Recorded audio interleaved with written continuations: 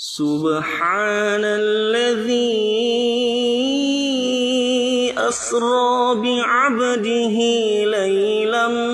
من المسجد الحرام إلى المسجد الأقصى الذي باركنا حوله لنريه من آياتنا إنه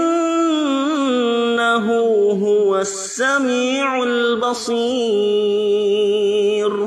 وآتينا موسى الكتاب وجعلناه